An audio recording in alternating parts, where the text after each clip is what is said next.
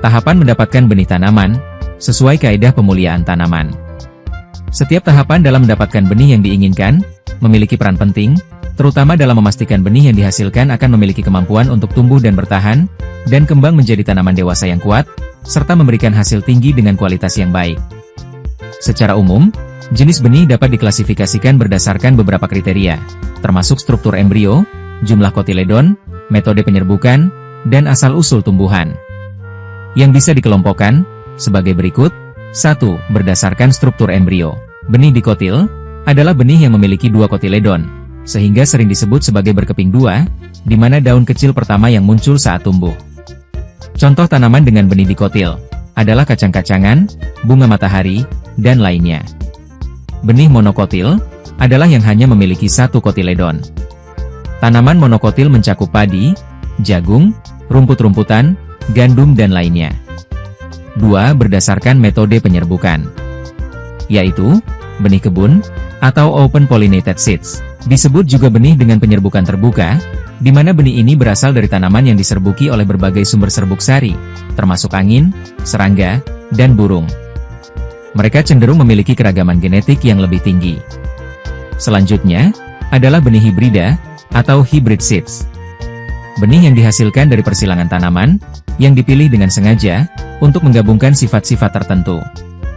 Benih hibrida, saat ini digunakan dalam pertanian modern, karena konsistensi dalam sifat-sifat yang diinginkan. 3. Berdasarkan asal-usul tumbuhan, yaitu, benih alami, atau wild seeds, adalah benih yang dikumpulkan dari tanaman liar atau alam, di mana, memiliki variasi genetik yang tinggi.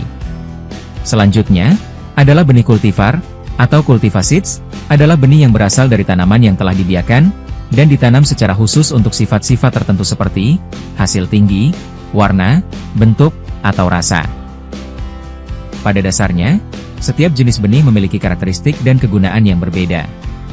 Sehingga, pemahaman tentang jenis benih ini penting bagi petani dan peneliti, terutama dalam pemilihan lokasi penanaman, yang sesuai dengan kebutuhan dan lingkungan yang ada.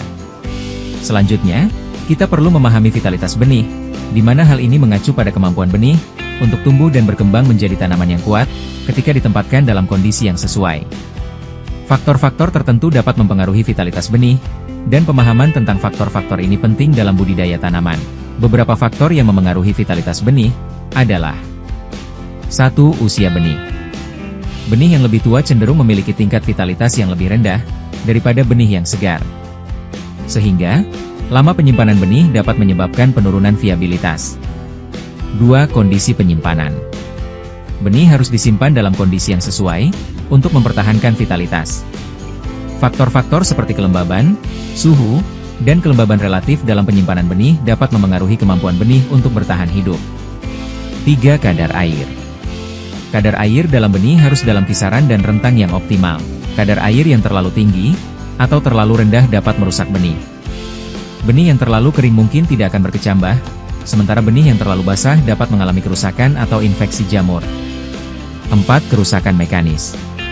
Penanganan yang buruk atau penyimpanan yang tidak tepat dapat menyebabkan kerusakan fisik pada benih yang dapat mengurangi vitalitasnya.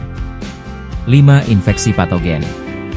Infeksi oleh jamur, bakteri, atau virus dapat merusak benih dan mengurangi vitalitasnya. 6. Kondisi lokasi penanaman, di mana faktor-faktor seperti suhu, cahaya, dan kelembaban selama fase perkecambahan benih dapat memengaruhi tingkat keberhasilan perkecambahan. Benih yang ditanam dalam kondisi yang sesuai akan memiliki peluang lebih baik untuk tumbuh dan berkembang dengan baik. 7. Asal benih. Benih yang berasal dari tanaman yang sehat dan kuat, cenderung memiliki tingkat vitalitas yang lebih tinggi daripada benih yang berasal dari tanaman yang lemah atau sakit. 8. Proses pengeringan benih. Proses pengeringan benih setelah panen harus dilakukan dengan hati-hati, karena pengeringan yang tidak tepat dapat merusak benih. 9. Kerusakan genetik.